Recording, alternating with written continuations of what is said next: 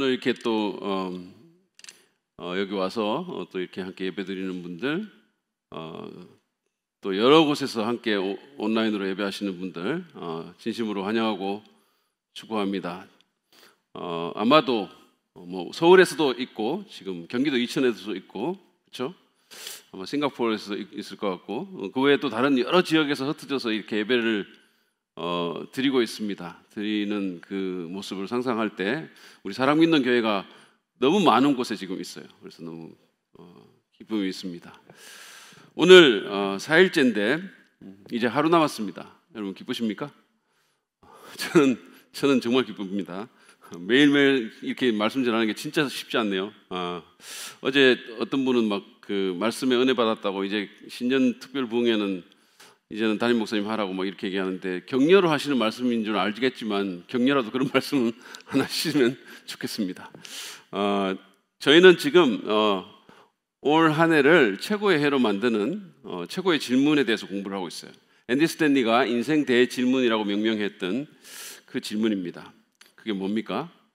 그것은 바로 이것이죠. 무엇이 지혜로운 길인가? 우리 같이 한번 해볼까요? 무엇이 지혜로운 길인가? 이 무엇이 지혜로운 길인가가 인생 대질문입니다. 인생 최고의 질문인데, 이것은 우리가 사실은 질문하는 거의 모든 질문에 대한 대답이 되는 질문이기도 해요. 이것의 세 가지 측면을 우리가 말씀을 드렸는데, 그것은 바로 이렇습니다. 내 과거의 경험과 내 현재 상황과 미래의 꿈과 희망이 비추어서 무엇이 지혜로운 길인가? 무엇이 옳은 길인가가 아니에요. 무엇이 합법적인 길인가도 아닙니다. 무엇이 내게 지금 이익이 되는가도 아니에요. 무엇이 나를 기분 좋게 하는 길인가도 아닙니다. 무엇이 지혜로운 길인가입니다. 우리가 우리의 삶 가운데서 만나는 모든 선택의 순간, 결정, 그 다음에 초청, 그 다음에 모든 기회의 순간에 우리가 이 질문을 한다면 우리는 훨씬 더 행복한, 그리고 훨씬 덜 후회하는 그런 삶을 살 수 있을 것입니다. 우리는 이 질문을 시간과 돈에 적용해서 어제와 그제 이렇게 살펴봤습니다. 도덕적인 문제에도 이 질문을 적용할 수 있습니다. 제가 시간 관계상 그냥 짧게 이거는 얘기하고 그냥 넘어갈 텐데요. 앤디 스탠리는 이 문제와 연관을 해서 기억해야 될 소중한 두 가지 원리를 제시를 했어요. 하나는 뭐냐면 잘못된 것이 아니라고 반드시 옳은 것은 아니다라는 거예요. 잘못된 것이 아니라고 반드시 옳은 것은 아니다는 거예요. 성경에 하지 말라고 해서, 하지 말라는 말이 없다고 해서 다 해야 되는 건 아니다라는 말하고 비슷한 거예요. 잘못된 것이 아니라고 반드시 옳은 것은 아니다. 당연히 지혜로운 것도 아니죠. 예를 들어서 직장 동료인 남녀 두 사람이 회사 일로 단둘이 저녁을 먹고 밤늦게 단둘이 무슨 프로젝트에 대해서 어두움 가운데 또는 단둘이서 남아서 대화를 하는 것은 꼭 잘못된 일은 아니죠. 법에 걸리는 일도 아닙니다. 그러나 그것은 지혜로운 일은 아니에요. 그것이 어떤 식으로 발전될지는 아무도 모르죠. 어쩌면 그게 두 사람의 삶을 엄청나게 복잡하게 만들고 결국은 가장 후회할 일이 될 수도 있다는 거예요. 그러니까 흔히 이렇게 저한테도 그런 질문 많이 하는데, 성경에 뭐 이런 거 하지 말라고 얘기한 거 있습니까? 뭐 이런 식으로 얘기하는 분들이 있어요. 하지 말라고 한다고 그게 없다고 해서 해도 된다는 말은 아니고, 그게 없다고 해서 그게 다 옳다는 말도 아니에요. 기억하십시오. 잘못된 것이 아니라고 반드시 다 옳은 것은 아닙니다. 그래서 두 번째 원리입니다. 가장자리 가까이 가지 마라, 피하라, 도망가라라는 거예요. 그러니까 이게 뭐 법에 걸리거나 선을 넘는 게 아니라 하더라도 경계선 가까이에서 너무 이런 걸 갖고 장난하는 건 너무나 위험한 일이니까, 특히 윤리적인 측면에서, 특히 우리 지금 이 영상으로 예배를 드리는 학생들, 청년들, 뭐 어른들도 물론 마찬가지겠지만 가장자리 가까이 가지 마십시오. 피하고 도망하기 바랍니다. 우리나라는 지금 성적으로 굉장히 문란한 나라예요. 기준이 완전히 무너지고 있습니다. 굉장히 조심해야 됩니다. 그래서 도망가십시오. 그 공간에 있지 마십시오. 그 자리에 가지 마십시오. 그 전화를 받지 마십시오. 또는 걸지 마십시오. 그 상황을 피하십시오. 그게 지혜입니다. 자, 오늘은 그 길이 보이지 않을 때라는 제목으로 이제 말씀을 나누려고 합니다. 우리는 지금 무엇이 지혜로운 길인가라는 질문을 해야 한다고 계속해서 말해오고 있는데, 그 지혜로운 길이 보이지 않을 때 어떻게 해야 합니까? 그런 적이 있죠. 정말 지혜로운 길을 가고 싶은데 그게 뭔지를 잘 모르겠어. 그게 잘 안 보여요. 뭐가 지혜로운 길인조차도 모를 때, 그럴 때 우리는 어떻게 해야 하냐라는 질문입니다. 그러면 먼저 지혜의 길이 보이지 않는 이유부터 좀 생각해 보죠. 왜 그러면 우리가 그것을 볼 수 없을까? 첫 번째는 감정의 해방을 받아서 그렇습니다. 감정이 그것을 못 보게 만드는 거죠. 우리는 모두 후회되는 일을 해요. 저도 그렇고 여러분도 그렇고 돌이켜보면 후회스러운 일들이 있습니다. 그 중에 어떤 것들은 정말로 후회되는 일들이 있어요. 근데 우리가 그때를 돌아보면서 한탄을 하는 거예요. 왜 내가 그 짓을 했지 그때? 진짜 왜 그토록 바보 같았지? 그 재앙이 내게 다가오는 걸 봤어야 했는데 왜 못 봤지? 왜 나는 그때 그 문제를 못 봤을까? 그 위험을 못 봤을까? 왜 보지 못했을까요? 아마도 그 당시에 여러분 주변에 다른 사람들은 그걸 봤을 가능성이 많습니다. 근데 그게 본인한테는 안 보이는 거예요. 그 사람은 봤는데 나는 왜 못 봤을까요? 왜냐하면 내가 감정적으로 흥분된 상태였기 때문이에요. 감정적으로 고조된 상태이기 때문입니다. 여러분, 우리가 흥분하거나 감정이 인발부가 되면 우리의 시각이 삐뚤어집니다. 감정은 우리의 올바른 판단력을 잃게 만드는 거예요. 그래서 나중에 후회할 일을 하는 거예요. 생각해 보십시오. 순간의 기분으로 결정했다가 나중에 후회한 일이 얼마나 많았습니까? 경제적인 측면도 그렇고 윤리적인 면도 그렇고 관계적인 면도 그렇고. 예를 들어서 우리가 자동차를 살 때 우리는 감정적으로 흥분하죠. 그런 자동차 같은 거 살 때 계속 그 생각하고, 그런데다가 노련한 판매원이 우리의 감정을 자극하는 거예요. 여러분, 이 판매원이라든지 홈쇼핑의 호스트라든지 이런 사람들은 우리의 감정을 자극하도록 전문적으로 훈련된 사람들이에요. 그 감정을 자극하죠. 그래야 우리가 결정을 막 내리니까. 그래서 우리가 그 노련한 판매원과 얘기를 하다가 그 판매원한테 은혜를 받아요. 은혜를 받아. 처음에는 뭐 갸우뚱하다가 나중에는 막 은혜를 받아. 감정이 고조가 돼요. 그래가지고 막 와 정말 끝내주는 차다 막 이러는 거예요. 앞자리뿐만 아니라 뒷좌석까지 무슨 바삭 냉난방이 들어오네. 오디오는 천상의 소리야. 막 이건 나를 위한 차야. 막 이렇게 되는 거예요. 이 차를 모는 내 모습 한번 상상해봐. 막 내가 이걸 몰고 도로를 가면 사람들이 다 나를 쳐다볼 거야. 아무도 안 쳐다봐요. 근데 그런 생각을 하게 만드는 거죠. 이럴 때면. 그래서 우리는 이 감정적인 흥분 가운데서 지름신의 강림을 받고 질러버리는 거예요.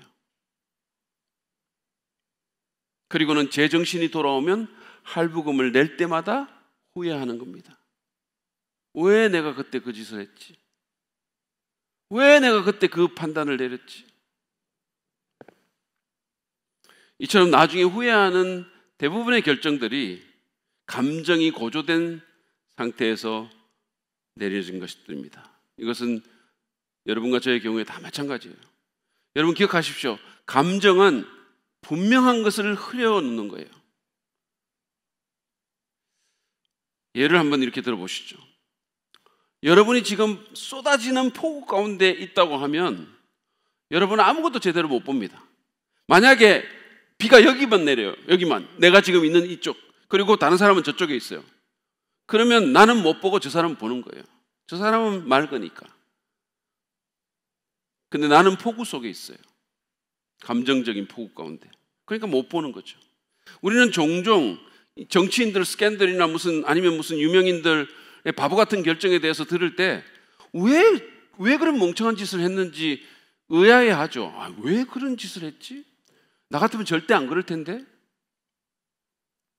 그들은 왜 그런 위험천만한 그런 바보 같은 자기의 명성과 뭔가를 다 깎아내릴 그 짓을 왜 했지? 그 사람들도 그렇게 하려고 했던 게 아니에요.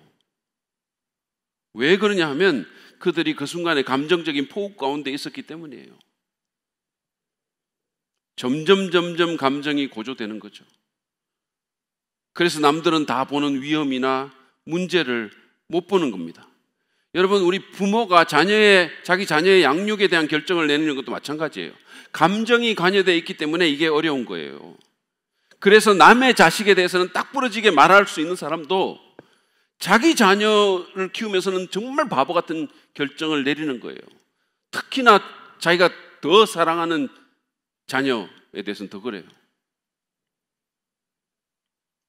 재밌는 거는 다른 사람들은 다 아는데 자기 부모와 자기 아이에 대해서 모르는 게 너무 많은 거예요. 저는 그런 거 수도 없이 봤어요. 언젠가 제 아내가 그래서 저보고, 여보, 우리도 그럴까? 우리도 다른 사람 다 보고 있는데 우리만 못 보는 그런 아이 문제가 있을까? 그런 질문을 저한테 하더라고요. 당연히 있지. 당연히 있어요. 왜냐하면 우리가 감정이 관여되어 있으니까 객관적으로 못 보는 거죠. 그래서 저는 자기 아이를 다른 부모가 키우면 더 잘 키울 수 있지 않을까 이런 생각을 할 때도 있어요. 그래서 우리 교회에서 자녀 바꿔 키우기 운동 같은 걸 한번 해볼까? 뭐 이런, 아니면 오은영 씨를 다 보모로 드리든지. 객관적으로, 여러분 그런 프로그램 있잖아요, TV에. 저도 한두 번 이렇게 지나가면서 봤는데 막 부모는 울고 감정적이 돼가지고 어떻게 할 줄을 몰라요. 근데 오은영 씨는 매 눈으로 보는 거예요. 그러니까 판단력의 차이가 나타나는 거죠. 부부관계도 마찬가지입니다. 당사자들은 감정이 개입되어 있어가지고 보지를 못하는 거죠. 근데 바깥의 사람은 분명히 보는 거예요. 문제는 모든 큰 결정에는 감정이 포함된다는 것입니다. 결혼 결정이라든지 아이를 양육하는 결정이라든지 집을 팔고 사는 결정과 같은 모든 결정들, 재정적인 결정, 우리 인생을 무너뜨리거나 세울 수 있는 윤리적인 결정, 이런 큰 결정에는 거의 감정들이 얽히게 돼 있어요. 그래서 이게 문제인 거죠. 특별히 우리는 우리의 정서적인 균형을 무너뜨리는 해로운 감정들을, 부정적인 감정들을 굉장히 조심해야 됩니다. 분노라든지 탐욕이라든지 죄책감, 외로움, 두려움, 시기심과 같은 그런 거예요.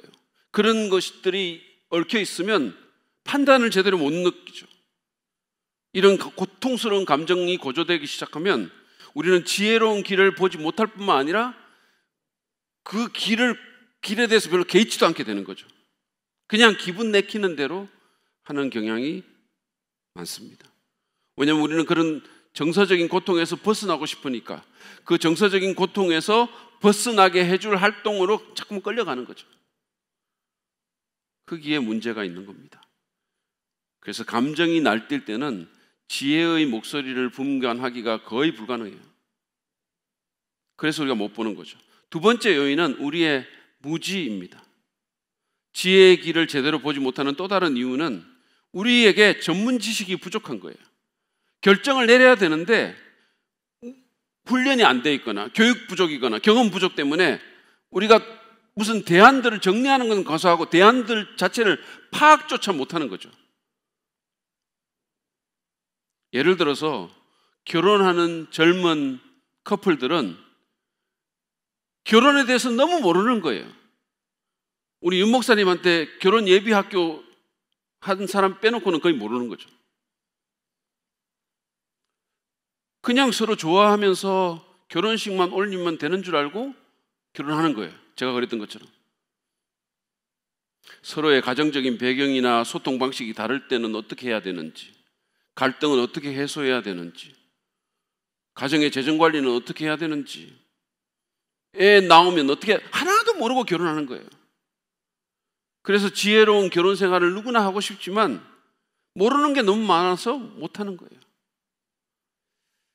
저는 저희 부부가 우리 교회에서 제공하는 그 결혼 예비학교 같은 그런 거를 했으면 얼마나 좋았을까 하는 생각을 종종 해요.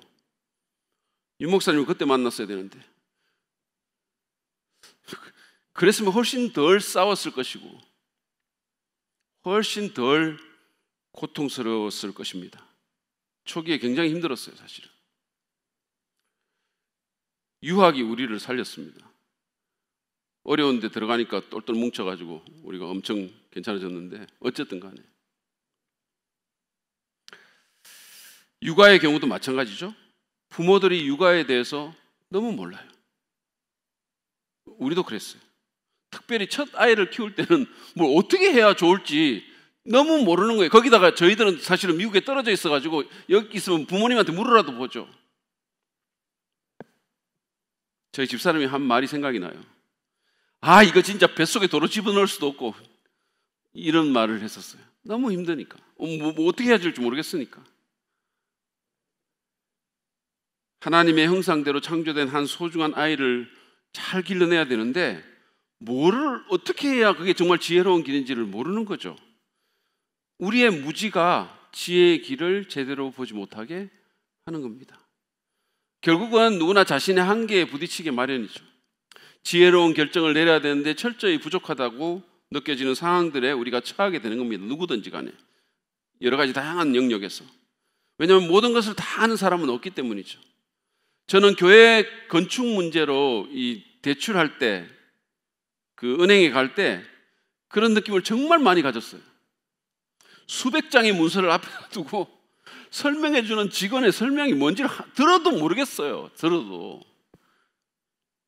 그런데 교회 담임 목사로 이 일을 진행은 해야 되겠고, 내 인감 도장은 전부 찍어야 되는데 뭔 소리인지도 모르고 이거를 찍어야 되나 말아야 되냐? 여러분, 이런 식으로 우리가 길을 알아야만 하는 상황인데 모를 때 어떻게 해야 됩니까? 나는 잘 모르겠고, 나는 감정적인 고조 상황 가운데 있고, 그런데 모두가 나를 쳐다보면서 내가 지혜로운 길을 가주기를 바라고 있을 때는 어떻게 해야 됩니까? 이럴 때 지혜로운 사람들은 어떻게 할까요? 제가 비결을 알려드립니다. 감정이 고조되거나 자신의 무지로 지혜로운 길이 잘 보이지 않을 때 지혜로운 사람들은 어떻게 할까요? 앤디 스탠리가 말하는 말로 대답을 대신합니다. 보세요. 지혜로운 사람들은 자기가 모를 때가 언제인지 알며 그것을 아는 사람들에게 스스럼없이 간다. 지혜로운 사람들은 자신의 한계에 부딪히면 걸음을 멈추어 도움을 청한다. 지혜로운 사람들은 비결이 있어요. 이런 상황에서 그들은 누군가에게 도움을 청한다는 거예요. 누군가의 어드바이스를 듣는다는 거예요. 지혜로운 사람들은 다 아는 채 자기가 실제보다 더 똑똑한 채 하지 않습니다. 그들은 자신의 한계를 압니다. 그들은 스스로 결정할 수 없는 상황에 자기가 처해 있음을 인식합니다. 그들은 자기 마음이 가는 대로 행동하지 않습니다. 요즘 보면 무슨 마음의 명령을 따라라, 가슴이 시키는 대로 해라는 식의 조언을 하는 사람들이 있는데, 결정의 상황에서 그것은 최악의 충고입니다. 가슴이 시키는 대로 하다가 인생 망친 사람도 엄청 많습니다. 자기 삶에서 가장 후회되는 일들 가운데 가슴이 시키는 대로 해서 그렇게 된 사람도 굉장히 많아요. 지혜로운 사람들은 한계에 봉착했거나 감정이 고조됐을 때 일시 중지 버튼을 누릅니다. 그리고 누군가에게 가요. 그리고 다른 사람의 조언을 구하고 듣습니다. 왜냐하면 그것이 지혜로운 길이기 때문입니다. 그것이 세상에서 가장 지혜로운 사람이 지지했던 길이에요. 여러분, 세상에서 가장 지혜로운 사람이 누굽니까? 아시죠? 역사상 가장 지혜로운 사람? 솔로몬이죠. 솔로몬. 다윗 왕의 아들이고 이스라엘의 세 번째 왕이었죠.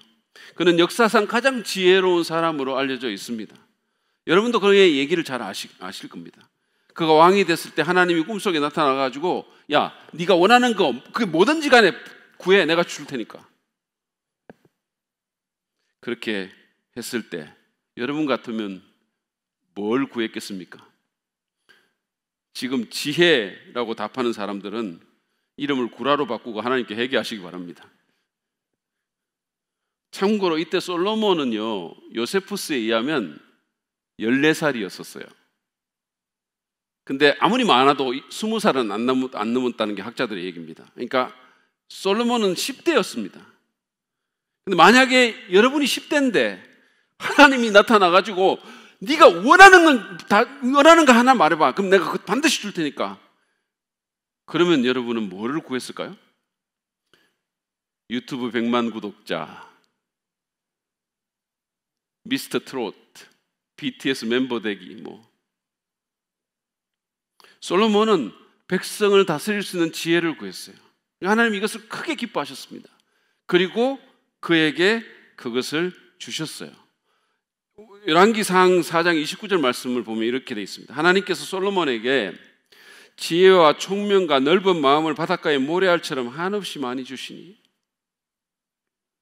하나님은 엄청 후하신 분이니까, 그래서 그는 세상에서 가장 지혜로운 사람이 된 겁니다. 오늘날까지도 그렇게 알려져 있잖아요. 그의 지혜와 올바른 판단은 누구도 뛰어넘을 수가 없었어요. 이 사람은 모르는 게 무슨 과학, 무슨 농업, 건축, 모든 면에 통달했었어요. 그래서 그의 지혜로운 통치로 나라는 그 어느 때보다 번영했고, 그의 명성이 국제적으로 퍼져가지고 수많은 사람들이 그를 아련하려고 줄을 서 있고, 다른 나라의 왕들이 큰 국가의 대사를 결정할 때는 솔로몬의 조언을 구하고 그랬습니다.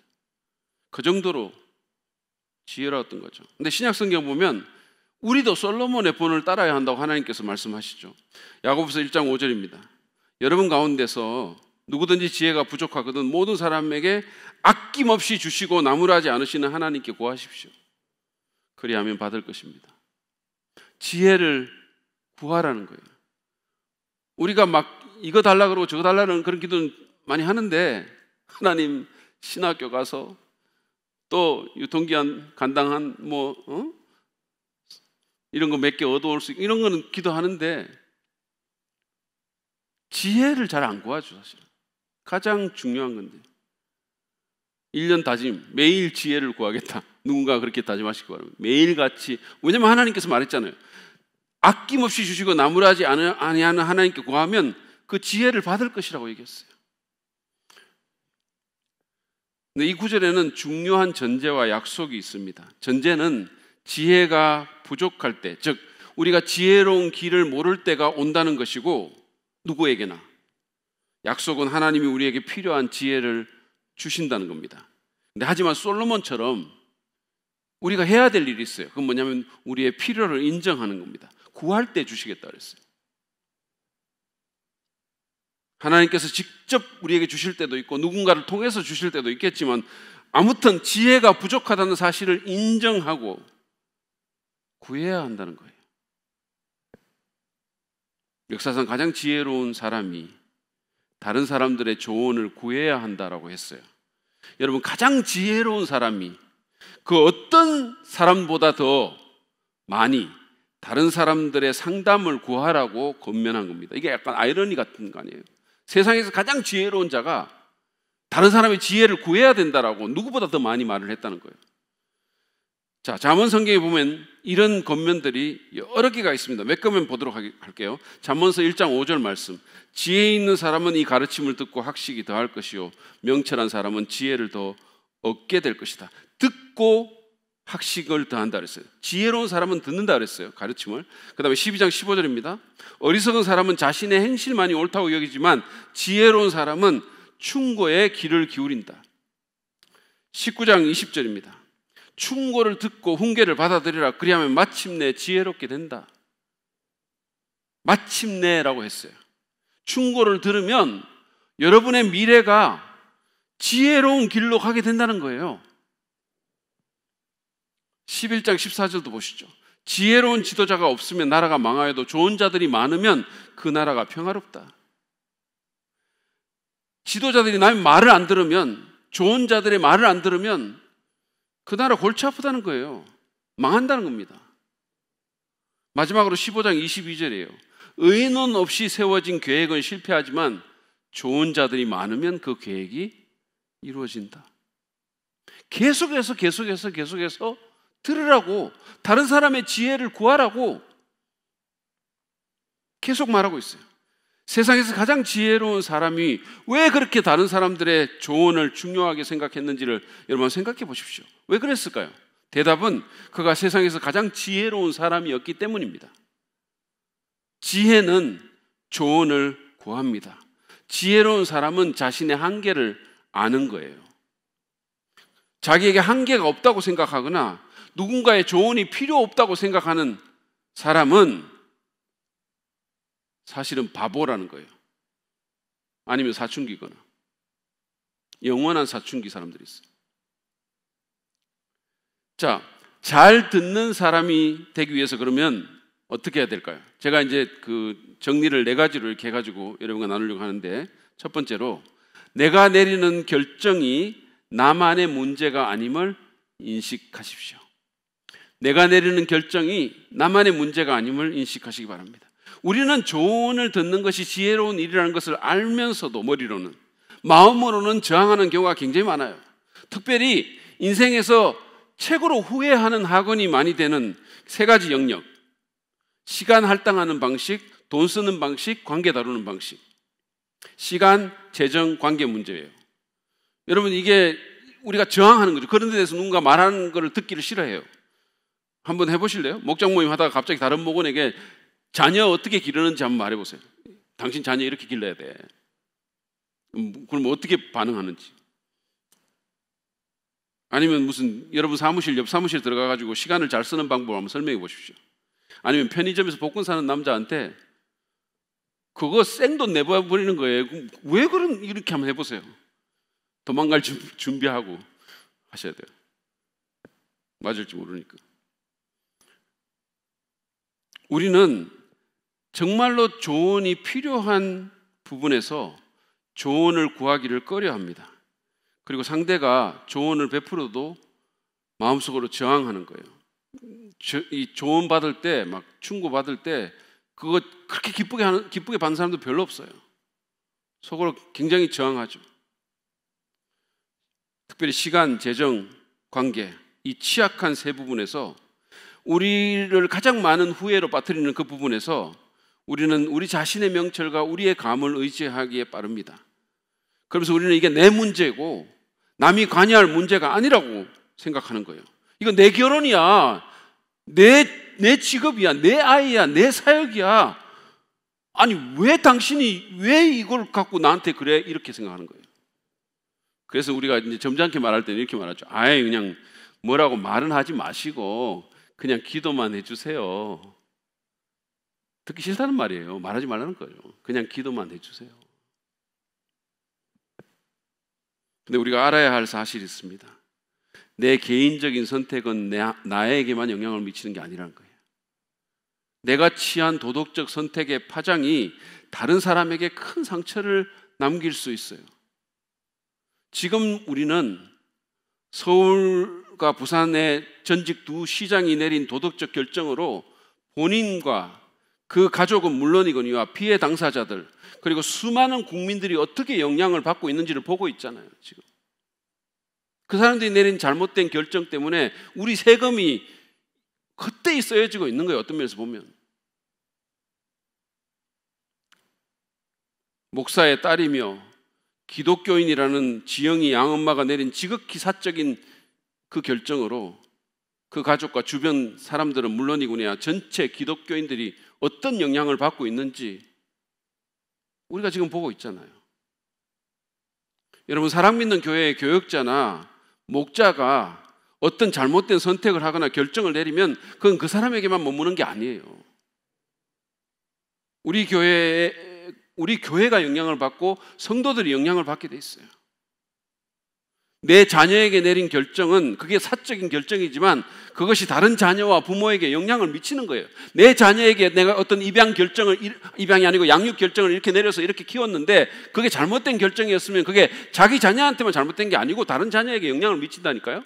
다른 부모에게도 영향을 미치게 돼 있고 심하면 학교에도 영향을 미치죠. 그러니까 내가 내린 사적 결정이 결코 그 사적 공간에만 머물지 않는다는 거예요. 철없는 자녀들은 자기 부모에게 이거 내 결혼이에요. 그러니까 간섭하지 마세요. 뭐 이러는 거예요. 절대 그렇지 않죠. 어떻게 그게 자기들만의 결혼입니까? 여러 사람에게 영향 미치죠. 그 결혼이. 여러 사람에게. 특별히 부모는 말할 것도 없어요. 미국에서 이거 보고 있는지 모르겠지만 어쨌든 간에 그렇다는 말씀이에요. 그러므로 우리는 다른 사람들의 의견을 들을 도덕적인 의무가 있습니다. 이게 내가 내린 결정이 내 공간 안에 머물지 않기 때문에 우리는 다른 사람의 의견을 들어야 될 도덕적 의무가 있다는 거예요. 두 번째, 우리가 또 남의 조언을 잘 듣기 위해서 두 번째는 나중에 어차피 듣게 될 의견을 미리 구하십시오. 나중에 어차피 듣게 될 의견을 미리 구하라는 겁니다. 여러분, 우리가 누군가의 의견을 안 듣잖아요. 그리고 사적인 결과를 내리면 그 결과가 결국은요, 다른 사람에게 알려져요. 그게 내가 개인적으로 내린 결정의 결과가 내게만 국한되는 경우는 극히 드뭅니다. 우리는 사생활로 보이는 일에 대해서 지극히 개인적인 결정을 내릴 때가 많지만 영원한 비밀은 없다 그러잖아요.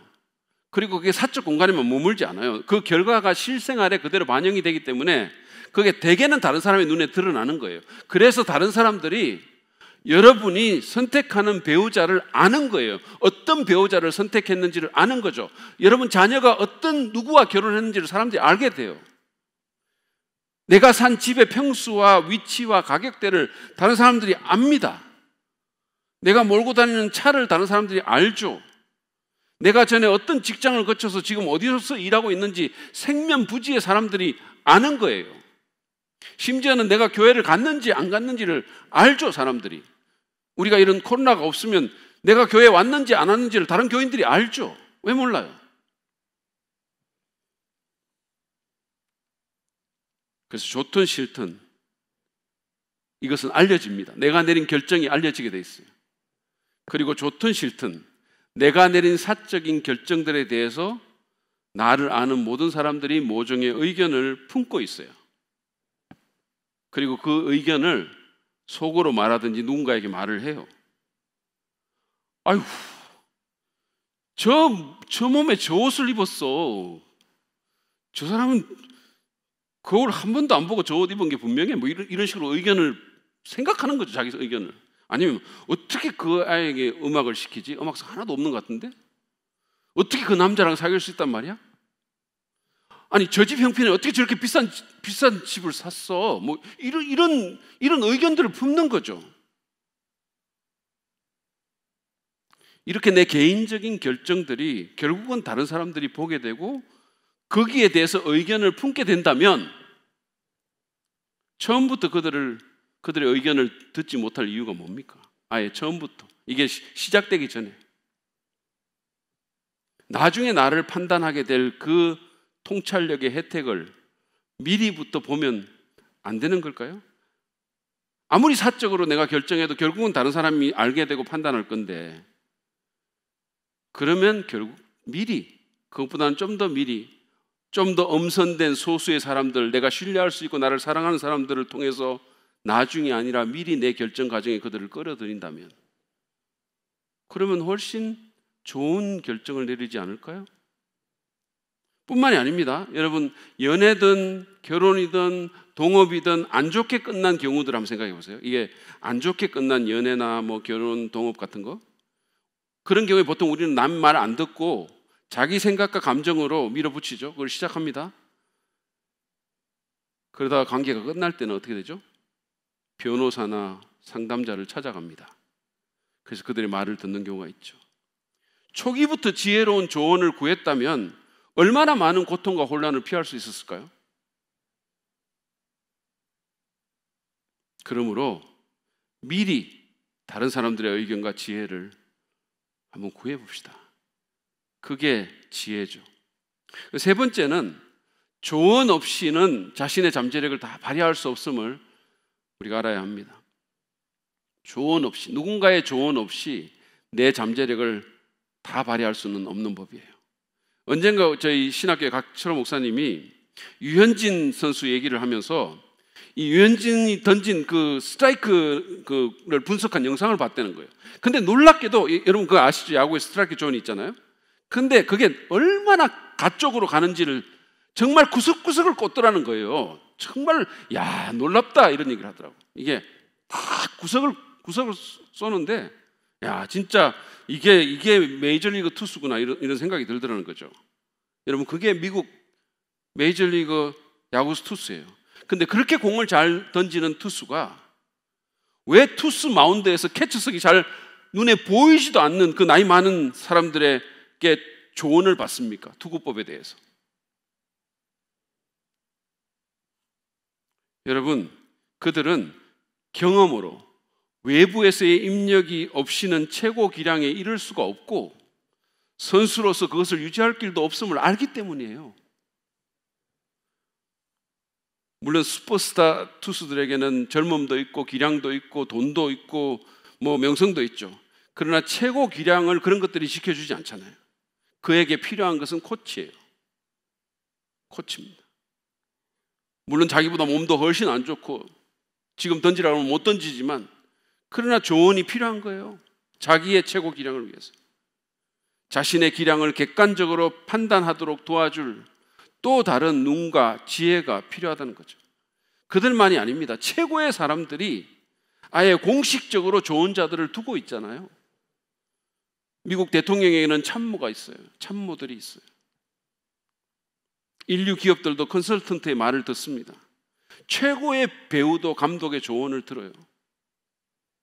그렇다면 우리 그리스도인들이 영적 지도자나 신앙 선배들의 조언을 구하지 못할 이유가 무엇입니까?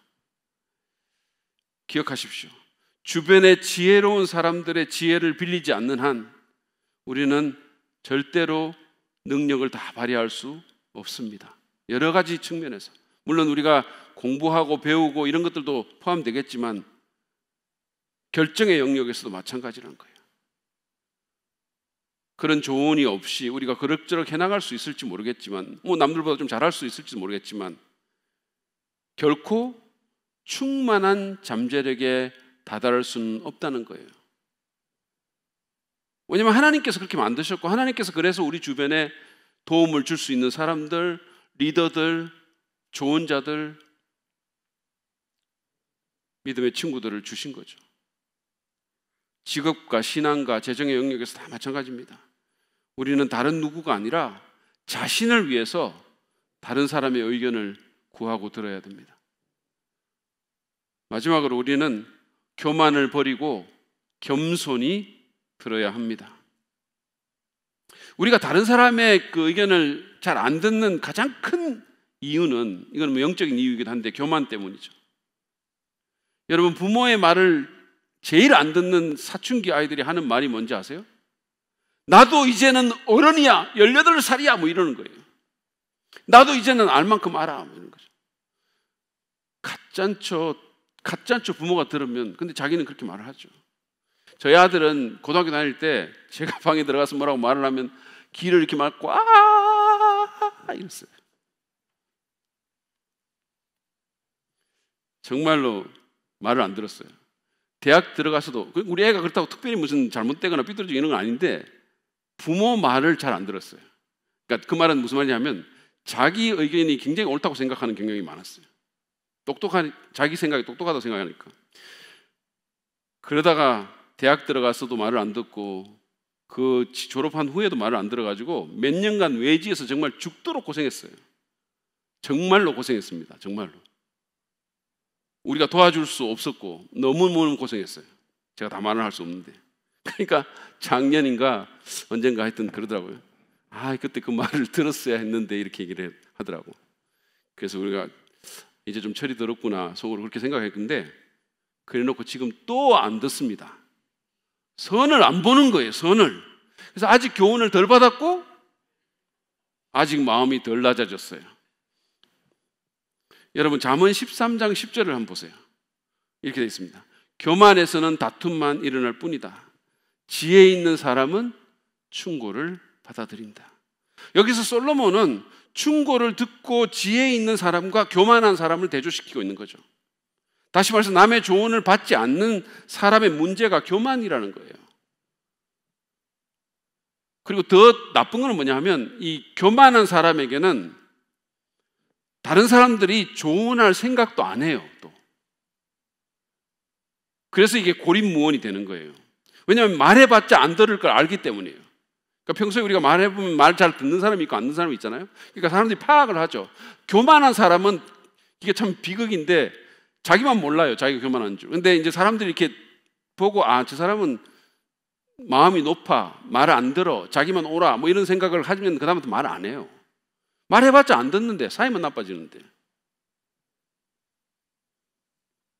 교만한 자는 자기가 제일 잘 안다고 생각해요. 그래서 자꾸 말해주는 사람이 없어지는 거죠. 물론 자기도 구하지도 않지만 옆에서 말도 안 해줘요. 그러니까 그게 얼마나 위험한 상황이 됩니까? 자기 행위를 옳게 여기고 듣기 싫은 말은 들으려고 하지도 않습니다. 그러니까 안 묻는 거예요. 듣기 싫은 말을 할까 봐 안 묻는 거죠. 이런 말 하잖아요. 내가 그런 말 할 줄 알았어. 그러니까 뭐 이런 거죠. 그래서 그런 사람들은 경고 신호가 있어도 그냥 밀어붙이는 거예요. 성공한 사람들이 왜 거꾸로지는 결정을 내는지 아세요? 갑자기 이거 말도 안 돼. 왜 이런 하지? 그 사람들이 교만해져서 누구의 말도 안 듣고 그냥 밀어붙이는 거예요. 그래서 성공이 그래서 위험한 거예요. 성공을 견디는 사람이 그만큼 없는 거예요. 고난을 견디거나 실패를 견디는 사람은 많지만 성공을 견디는 사람은 별로 없어요. 그래서 그 값을 치르는 겁니다. 여러분, 성경이 교만을 패망의 선봉이라고 부르는 데는 이유가 있어요. 근데 교만한 자에게 다른 이름이 있죠. 그것은 바로 어리석은 자라는 이름입니다. 교만한 사람은 이런 얘기를 안 좋아하겠죠. 잠언 12장 15절을 한번 다시 보시죠. 어리석은 사람은 자신의 행실만이 옳다고 여기지만 지혜로운 사람은 충고에 귀를 기울인다 그랬어요. 아까 잠언 13장에서는 교만이라고 했는데 그 사람이 바로 어리석은 사람이에요. 교만한 사람은 어리석은 사람입니다. 왜냐하면 교만한 사람은 스스로를 망하게 하는 사람이기 때문에 바보예요. 그러므로 제발 교만을 버립시다. 하나님께 우리가 구합시다. 하나님, 제 마음을 살펴보시고 제 마음을 낮춰주시고 제가 교만한 사람 되지 않도록 도와주세요. 제가 성공에 취해가지고 또는 제가 조금 이룬 것에 취해가지고 제가 뭐나 되는 짓을 생각하지 않도록 도와주세요. 겸손해지도록 하나님께서 은혜를 주셔서 늘 내가 얼마나 낮아지고 얼마나 비참한 인간인가를 깨닫게 해주시고, 십자가 보면 돼요. 십자가. 예수님께서 도대체 어떤 인간을 위해서 저렇게 하셨는지 그게 바로 나예요. 그렇게 낮아져서 겸손해져서 다른 사람의 의견을 구하는 우리가 됩시다. 그래서 우리는 당신 생각에는 무엇이 내게 가장 지혜로운 길입니까? 라고 물을 필요가 있는 거예요. 앤디 스탠리가 인생 대질문이 무엇이 지혜로운 길인가? 라고 한다면 인생의 두 번째 질문은 이거라는 거예요. 당신 생각에는 무엇이 내게 가장 지혜로운 길입니까? 그렇게 물어보는, 그래서 후회할 일을 줄여나가고 우리의 꿈과 미래에 지혜로운 길이 열리는 저와 여러분 되길 바랍니다. 정말로. 저는 제 인생의 중요한 결정 때마다 모든 결정이 다 그런지는 모르겠지만 어쨌든 중요한 결정 때마다 누군가에게 조언을 구했는데 지금 생각해 보니까 그게 너무 다행스럽습니다. 제 아내와 제가 결혼할 때 저는 저를 좋아하는 수많은 여자들 가운데서 누구와 결혼을 해야 할지를 저희 이모한테 물었어요. 그랬더니 문현숙이 뽑혔어요. 정말로 다행스럽게 생각합니다. 여보, 정말입니다. 그 다음에 물리학을 하다가 제가 신학으로 옮길 때 당시 다니던 미국 교회 목사님의 조언을 제가 구했어요. 그분이 제게 너무 지혜로운 조언을 해주셨어요. 그래서 이게 내가 가야 될 길이라는 것을 확신하게 됐을 때, 그 다음에는 이제 어느 학교로 가야 될지를 제가 지식이 없어가지고 몰라가지고 그 목사님의 조언을 포함해서 제가 찰스 스윈돌 목사님에게 편지를 써서 그분의 조언을 구했어요. 장문의 편지를 썼습니다. 근데 제가 그분한테만 편지를 쓴 게 아니고 사실은 제가 왜 그렇게 했는지 모르지만 하여튼 유명한 미국의 목사님들 10분한테 편지를 썼어요. 내가 누구라고, 내가 이런 상황이 있다고, 신학교를 찾는다고, 목사님은 제게 어떤 조언을 해주시기를 원하냐고. 그래서 2분한테서 편지가 왔었어요. 그 중에 한 분이 찰스 윈돌 목사님인데 그분이 달라스 신학교로 가면 좋겠다고 얘기를 했어요. 우리 교회 목회자로 올 당시에도 저는 제 목회 멘토이신 김무성 목사님에게 조언을 구했어요. 저를 원하는 다른 교회도 그때 있었습니다. 근데 그분이 여기가 좋겠다라고 말씀해 주셨어요. 그 조언이 제 결정에 큰 영향을 미쳤습니다. 여러분은 제가 조언을 구하고 들은 것이 감사하지 않으십니까? 않으시군요. 여러분, 무엇이 지혜로운 길인지 잘 모르겠을 때, 감정이 고조되어 있거나 지식의 한계에 봉착했을 때 미련한 사람처럼 교만과 자존심을 내세우지 말고 지혜로운 사람처럼 자신의 한계를 인정하고 다른 사람에게 도움을 청하는 우리가 되기를 바랍니다. 당신 생각에는, 형제님 생각에는, 집사님 생각에는, 목사님 생각에는 무엇이 가장 지혜로운 길입니까? 제게 그렇게 물어보고 겸손히 길을 열고 들으십시다. 저희 사랑 믿는 교회에는 목장과 부서 공동체가 있습니다. 그곳에는 리더도 있고 신뢰할 만한 동료 그리스도인들도 있어요. 그 공동체의 구성원들은 여러분이 그런 질문을 하기에 가장 적합한 사람들입니다. 물론 완벽하지는 않지만 그들과의 관계를 개발시키고, 여러분 세상에 완벽한 사람 없잖아요. 우리가 용납하고 용서하면서 신뢰관계를 조성해 나갑시다. 그래서 그들을 여러분의 좋은 자로 초대합시다. 하늘이 주신 기회예요. 감정이 고조되거나 객관적인 판단력을 잃는 것 같을 때, 특정 부분에서, 특정 영역에서 지식과 지혜가 부족할 때 그들의 지혜를 빌려서 가장 지혜로운 결정을 합시다. 물론 기도하면서 하나님의 말씀과 성령님의 음성에도 귀를 기울여야 합니다. 우리 안에 계시는 성령님께서 순간순간 말씀하시고 가르치십니다. 그게 얼마나 감사한 일인지 모르겠어요. 계속해서 성령님의 음성을 구해야 됩니다. 그러나 동시에 하나님의 사람들에게도 귀를 열 필요가 있습니다. 왜냐하면 하나님은 종종 사람들을 통해서 말씀하시기 때문이에요. 그러므로 신뢰할 만한 믿음의 사람들에게 질문합시다. 내 과거의 경험과 내 현재의 상황과 내 미래의 꿈과 희망에 비추어 당신이 보기에 제게 지혜로운 길은 무엇입니까? 그렇게 해서 지혜를 얻고 지혜로운 사람이 되는 우리가 되기를 바랍니다. 그러면 여러분 후회하지 않을 것이고 잘했다고 느낄 것입니다. 최고의 한 해가 될 것입니다.